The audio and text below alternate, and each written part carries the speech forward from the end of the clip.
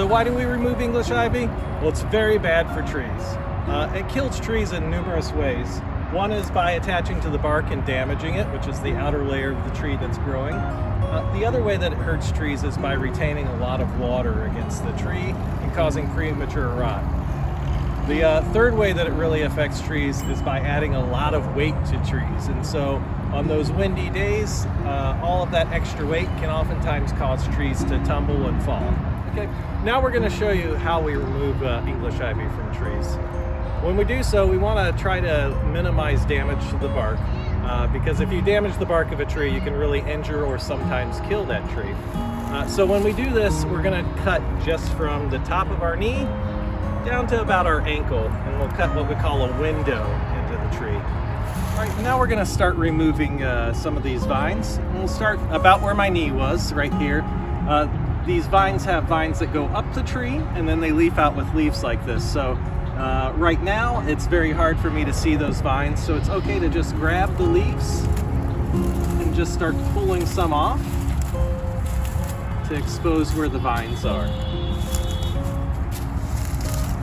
Now, once I've done that, I want to start cutting some of these vines off. So I'll get my hand pruners. I'll snip that one. And then I just want to try to work it gently off the tree and make sure that I don't damage the bark of the tree. This has got another vine attached. So I'll work that down to the bottom. And then once I get to the bottom and it's to the ground, if I'm able, just try to pull as much of the vine out as I can. And see, I pulled vine out all the way to here, and that'll help slow the regrowth of the vine. You can see all around the ground that there's still English ivy all around this tree, so it will grow back eventually, but we're trying to slow it down as much as possible. So I've removed that one, and I'll just keep going. Work these down. Now sometimes you'll encounter vines that are very close to the bark or sort of entwined in the bark. You want to just try to find a spot where there's a gap already. If not, you can give it a little snip on the outside, and oftentimes you'll be able to then get a piece of the vine off that way. The vine's really close to the bark like this, and there's not a good gap anywhere.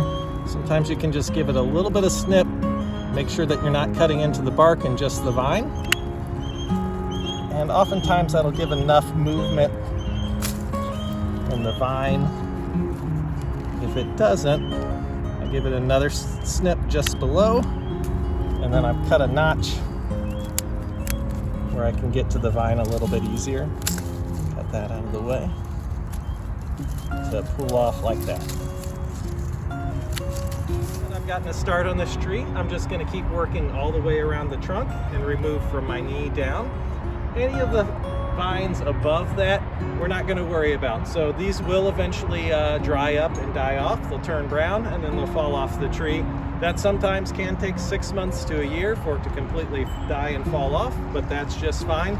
As long as we get the stuff down, we're helping this tree a lot.